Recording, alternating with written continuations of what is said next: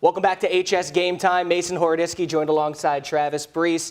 Big win in the old rivalry for the male Bulldogs over Manual, and for that, we send it over to Sarandon DuBois.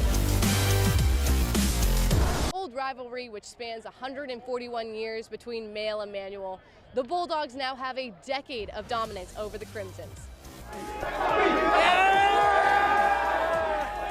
Everybody thinks that because they beat St. X, they're better than us. But this was our statement game showing that we're the best team in the state and we deserve that #1.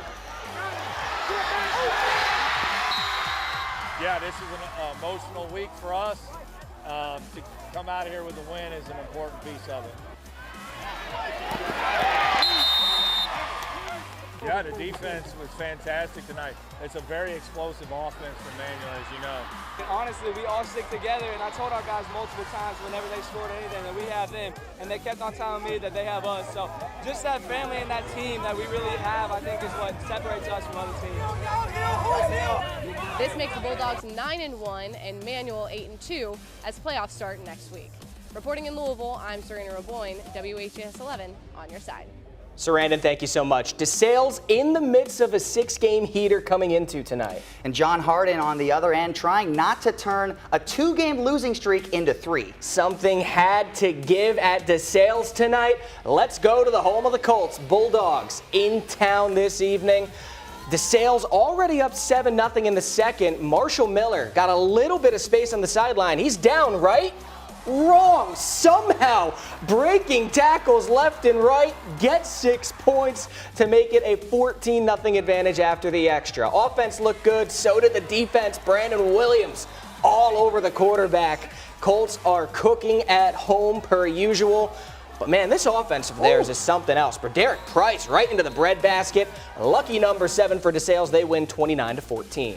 8-1, Jeffersontown taking on Bullitt Central, and disaster for Bullitt Central early as they're trying to punt it away, but the ball goes over the punter's head, and that's just about the easiest way JTown could get out to a 7-0 lead. And the Chargers add on here, direct snap to Lucas McDaniels, who shimmies into the end zone to make it 14-0.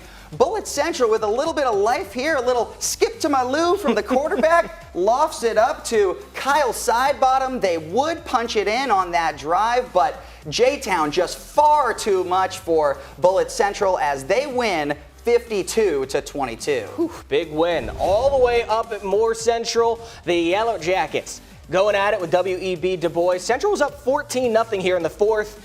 Death, taxes, Cortez Stone, as reliable as they come. He's one of your favorites. Oh, he is incredible to make it a 20-point advantage, 22 after the 2-point conversion.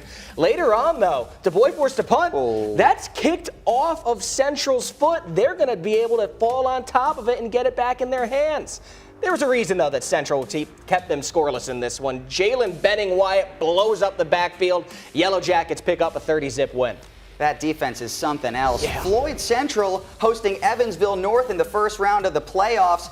And quarterback Tristan Robertson would get a hard hit on him right here from number 25 of the Huskies. But he says, hey, y'all got another helping of that? I'd like to go right up the tightrope as he falls in for a 7-0 lead for the Highlanders. But the Evansville North Huskies, they would get right as Sam McKinney finds the crosser over the middle right here. That is James Mercer to tie the game up 7-7. And Evansville North, they would be able to keep that momentum going as they do pull off a road playoff dub, ending the season for Floyd Central.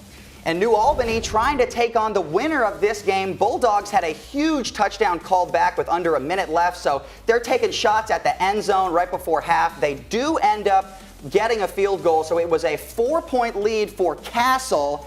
And that would be the score throughout the entire third quarter as neither team was able to break through the defensive line of the other. So 21-17, still the score in the fourth quarter, but Castle finally puts it out of reach right here as they go into the end zone. Castle ends up beating New Albany and ending their season 35-17.